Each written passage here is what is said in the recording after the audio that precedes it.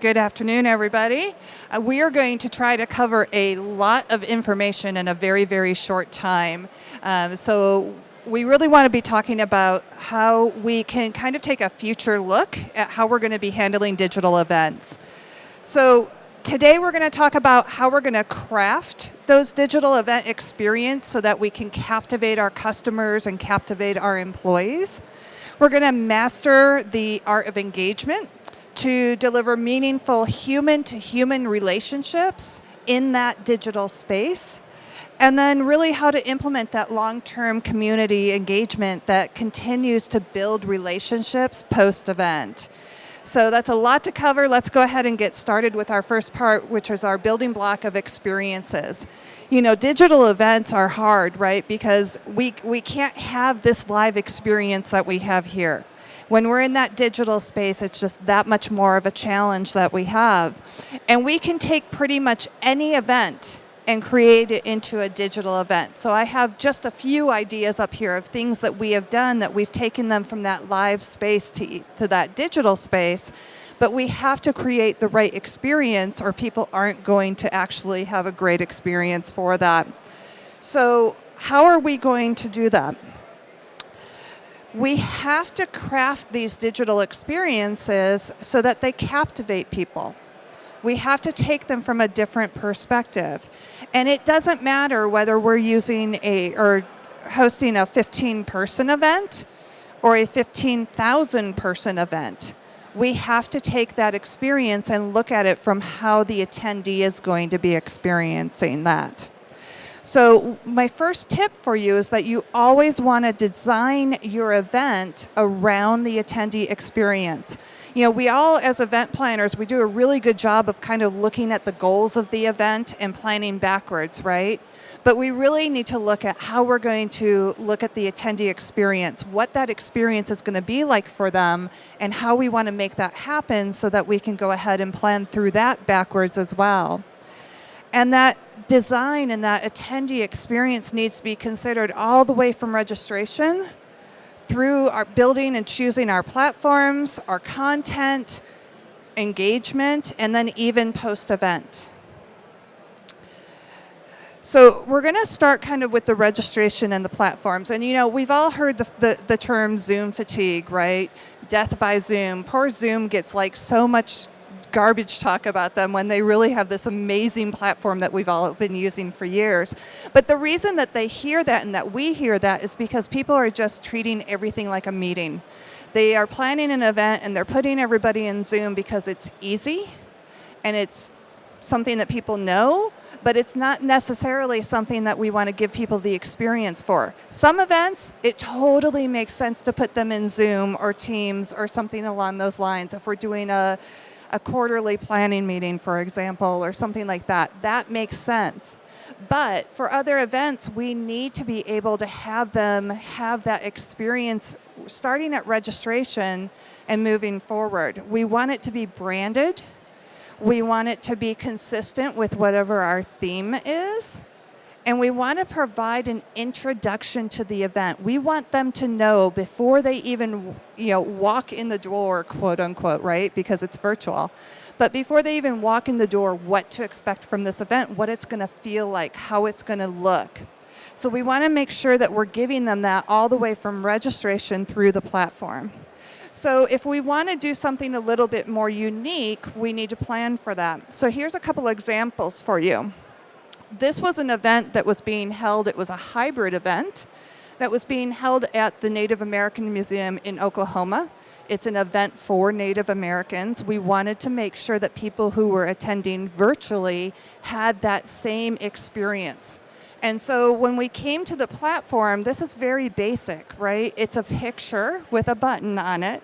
But we wanted them to have that experience. They could come to the platform, they could go ahead and kind of walk in the front door, and when they did, they could come inside and see the inside of the museum the same as the people who were there in real life.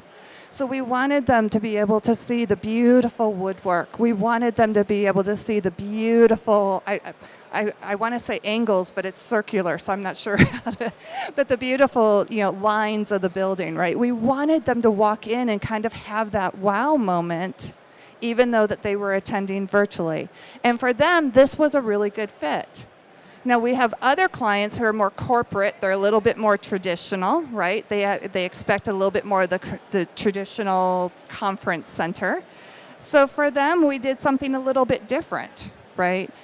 This one was a little bit more involved. If this was live, as you would hover over different areas, they'd light up. They would encourage you to click on them.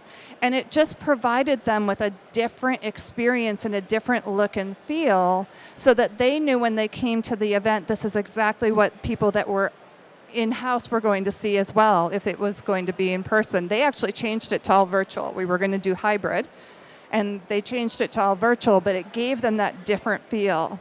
So you can do anything from a Zoom meeting to something that's more custom. We've done things that are much more complicated than this, but it's going to depend on your audience. You need to make sure that it's appropriate for your audience. So my lesson here is just get creative. Look at what your attendees want to experience. Look at what they expect. If you have a really cool space, utilize that space, even if you're doing it from a virtual perspective, to make sure that they're able to really have that experience when they're first coming in the door. And make sure that starts at registration as well. Okay, we're going to go ahead and move on a little bit to engagement, because this is the piece that I think people struggle with the most for virtual events. We have clients who come to us all the time, and the first thing that they say is, we want our people to engage. How do we do that? And I'm like, well, how do you want them to engage? Because there's a lot of possibilities that are out there. Do we want them in networking rooms? What is your definition of engagement? And I think that's the most important thing. If you're an event planner, you can ask your clients. If you're hosting an event, you can ask your team. What is our definition of engagement? Because it's going to be different for everybody. But I will tell you, if anything that the pandemic has taught us in the last 2.5 years is people are really ready to have that human-to-human connection again. And we have to find a way to provide that in the digital space. Because I don't know about you guys, I'm a hugger. Some people look at me like, no, stay away, right? But I come up to people I haven't seen in a long time. I'm like, oh my gosh, it's so good to see you. I give them hugs, right? The pandemic for me was horrendous because I'm a hugger and I couldn't just simply say hello to people. You should see me walking around the floor here. There are people I haven't seen in 2 years. It's been amazing. But in the digital space, how do we give that to them? We have different expectations. People have a lot of different expectations now that we're in this digital space, and we've been here for the last couple of years. They want something different when it comes to engagement. So how are we going to give that to them? So these digital events must engage your attendees, and they have to deliver those meaningful human-to-human moments in that digital space. So let's talk about a few ways that we can actually do that. The first is going to be actually providing them digital engagement. And there's a lot of different companies on this floor that can help you with that. And there's a lot of different ways that we can do that. Some of the more traditional ones, right? Most of the software out there have polls. Most of them have quizzes. A lot of them have gamification built in. I will tell you, I have mixed feelings about gamification because we have attendees that like to game the system. Right? They come in, they put a comment on every single session just so that they get points. That's not the gamification we want to have with them. So we'll do something different. We like to do things like scavenger hunts, make them go find information on the different platforms that we're using to get them interacting with it, to get them interacting with other people, and not just doing things for the points. We use social a lot. We will do posting to social. We've used Walls.io many, many times. They're here as well. We've actually incorporated them with photo booths. So to give you an example, we were doing commencement ceremonies last May for a university in Portland. And they couldn't do on-site graduation. And so we incorporated a photo booth where the graduates could take a picture at home with their cap and gown on, with their family members. We were posting it to social. We were posting it to the event platform. And that allowed their other classmates to connect with them a little bit differently, right? They'd been sitting in classrooms virtually with them for a couple of years. And now they were able to see these other side of them. People had pictures with their parents. They had pictures with their pets. We had one with a picture with a snake, which I don't understand. But it was a way to kind of see their personality come through and for them to share with each other and have that excitement, even though they couldn't physically walk across the stage with each other. So bringing in photo booths, bringing in that social aspect of it. Matchmaking.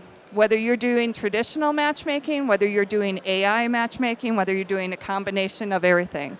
We ask a lot of questions right after registration about what people's interests are. Why are you coming to this event? What topics are you interested in?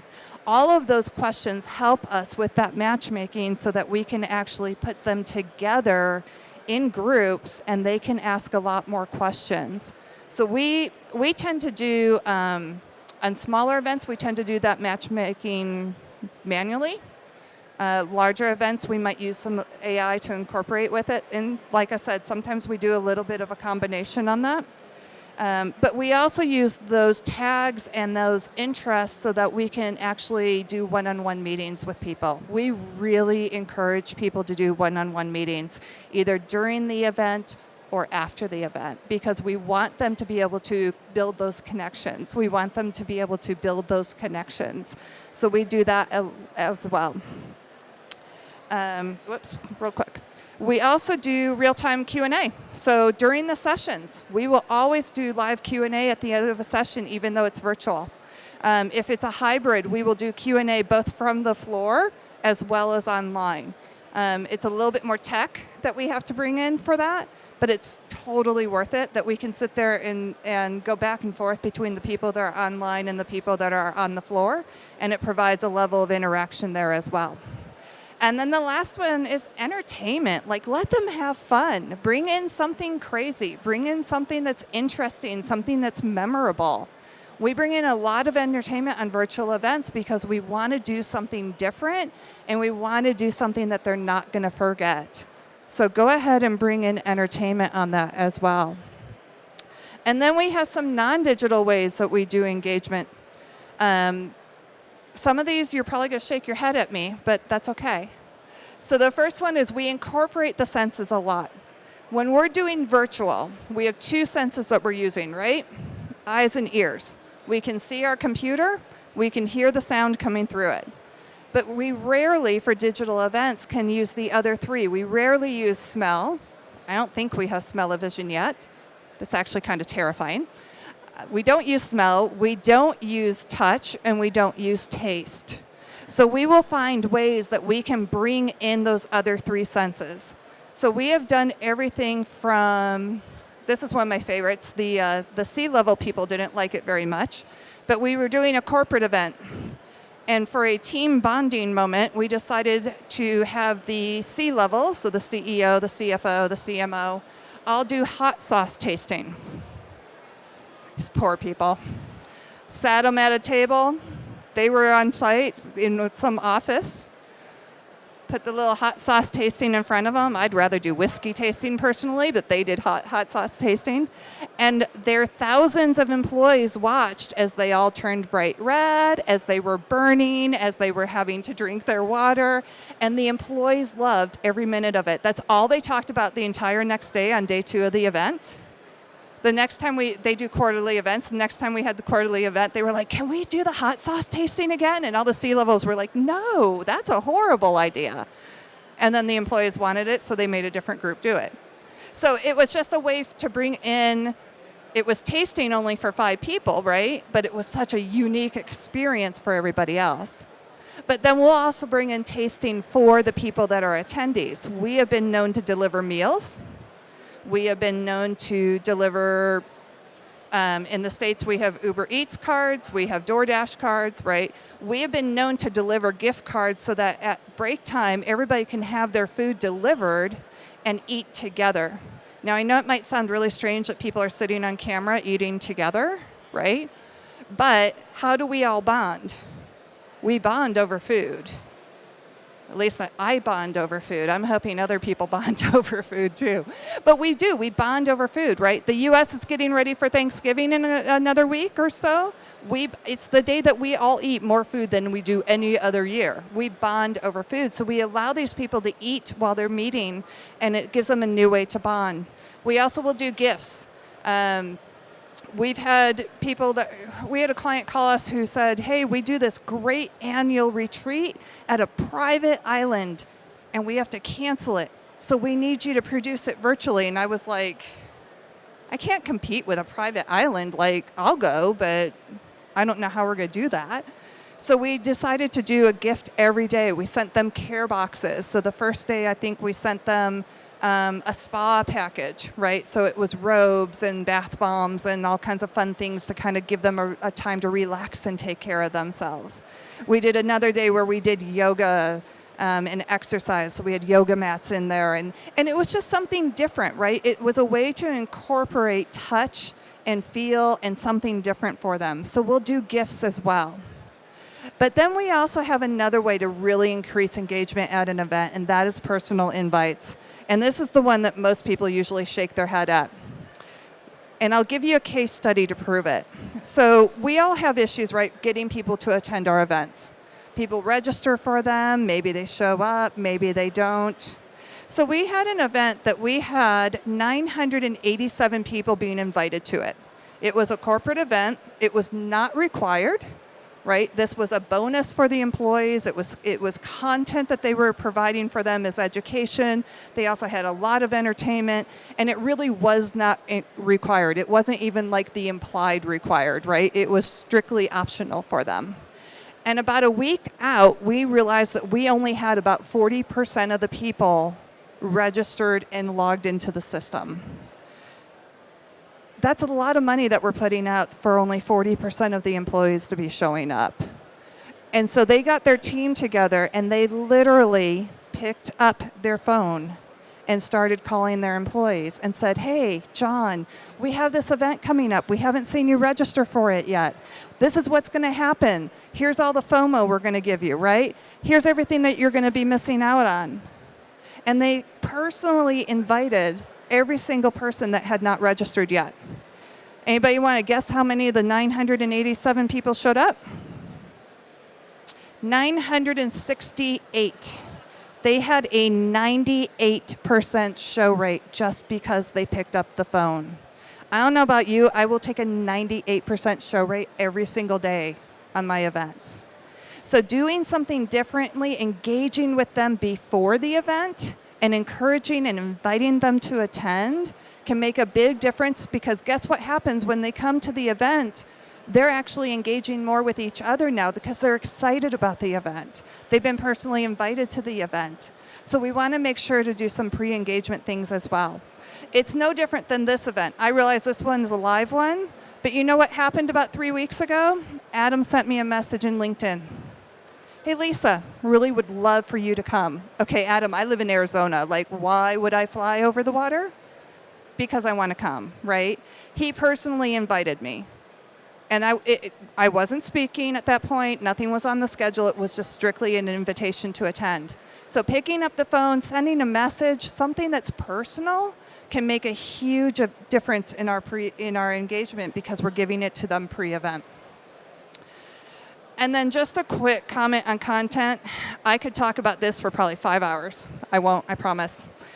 Your content must be engaging to make them want to attend and to make them want to return. It doesn't matter how amazing your platform is. It doesn't matter how amazing your entertainment is. If your content is not made to engage your attendees, they're not going to return and they're not going to stay for the afternoon sessions even. So you need to make sure that that content's engaging. All right, so our last building block is about community. I just flew in yesterday. I flew in from Philadelphia. We had a week-long 15,000 person hybrid event. It was a lot of work. We got done on Monday, and what do you normally do when you're done with an event? Your team looks like this, right? Like, yes, it's over. I can sleep, right? I was at IMAX, somebody gave me a sticker that says, event, eat, sleep, repeat. And I was like, well, we need to just take the sleep part out of there and do, event, maybe eat and repeat, right? Because we all get to sleep at the end of the event. So you're at the end of the event, you're like, yeah, I'm over, right? Or depending on the event, your team might also look like this, depending on how long the event was. But we have to keep working on the event post-event. So you need to implement that long-term community engagement that continues to build relationships post-event. And this is the piece that a lot of people are like, oh, that's work. Well, yeah, it is. And the event does not end the day of the event. We have to do this year-round. And there's a few reasons why. One, as we talked about, people are craving connection more than ever. So let's give them that community in that digital space that they can have it. These communities allow us to provide year-round value to people. They're not going to forget about us. They're going to be able to know exactly who we are because we're giving them that year-round value. And they become invested in our community, and then they help promote it. So you're building brand ambassadors by having this community that is beneficial to them, but it's also beneficial to you. So in terms of benefits on community, people are building those relationships and then they get to maintain them, right? We all meet people on the floor when we're at live events and we want to stay connected to them post-event.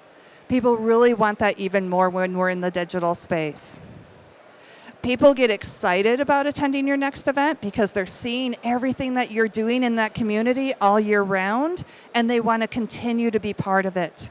So whether you're having a live event, a digital event, a hybrid event, they're going to want to be part of that. And then people become more engaged during your events because guess what? They already have connections that they know and people that they can talk to. I don't know if any of you are introverts. I'm a huge introvert. Nobody ever believes me. Walking into a networking session, either in a physical space or a digital space, is terrifying to me. I hate it. It takes every ounce of energy I have. I can fake it. Nobody will know. I'm exhausted at the end of the day. So if you give people those connections beforehand, then they are able to go ahead and have those connections during your event, and you will automatically get more engagement during your event. And then again, people become more loyal to your brand, and they gain more trust in your brand because you are making those connections for them. So maximize that event platform that you're already using. Most companies will allow you to use that for a full year, right? It's not just a one and done. So provide that year-round access for them. You want to provide value-driven content. This is the piece that scares most people because they're like, oh, that's more work. How am I going to come up with all this content? Repurpose the content from your pre-existing events. Use it as on-demand content.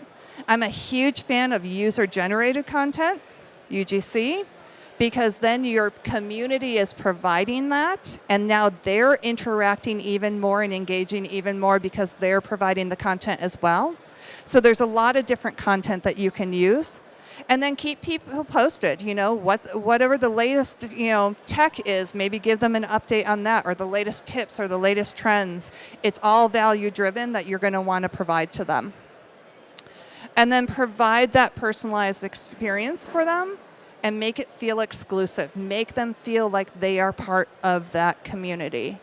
That will make a big difference in terms of engagement during and after your events. So when done correctly, digital events can completely captivate your customers and your employees. When done correctly, digital events deliver meaningful human-to-human connections that everybody is craving. And when done correctly, digital events can create that community that continues to build your relationships post-event. So I'm going to encourage you to do all three of those. It takes a lot of work, but I can guarantee you in the end, it completely pays off. So with that, we're going to go ahead and have some opening for questions. But I also want to tell you, please feel free to connect with me on LinkedIn. If you have questions, even about upcoming events in the future that you're like, hey, can I just bounce this off of you, or I just have a question about that, please feel free to contact me. I'm happy to be a resource for everybody. But yeah, if we have any questions. We do. Thank you very much. Lisa, that was amazing. Thank you so much for flying in to deliver that for us. A couple of questions have come in during the course of that session. You can still raise questions using Glisser, or if we can come to you in the room afterwards if anyone has a particular question they'd like to raise. First one, how important is it, in your opinion, to include kind of a proper break schedule into a virtual event? And how often would you recommend giving people some time to get up, stretch and move around? That's actually a really good question. We always incorporate breaks, and we also mix up the content to make it feel a little bit more breakish as well. So in terms of breaks, we always at a minimum do breaks every 2 hours, and that's at a minimum. We will try to give them to them more often if we can. We also will break up our content. So for example, this event that we did last week, we actually had stages that were half-hour stages, but the content that they were presenting was 5 minutes long. So it was a real quick, TED-style talk, but even shorter, right? 5 minutes. And so it was really quick information that people could digest, and then they could walk away and ask more questions later if they had, but it was like a great intro piece. So yeah, the breaks have to be incorporated in. Amazing, thank you. And you deliver events all over the world, I guess. What can the UK learn from how other people are doing their events and delivering events? Because I'd imagine there's an element of kind of cultural nuances in terms of how different countries have been approaching it, despite it being a global space.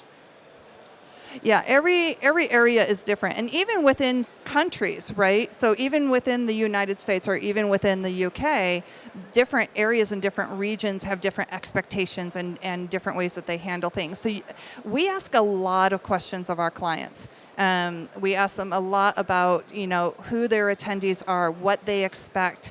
Are there any things that we need to know, either culturally, oh my gosh, jet lag. Relating to culture, thank you. Thank you for also putting words in my mouth. Relating to culture. But even sometimes relating to how a certain company runs, right?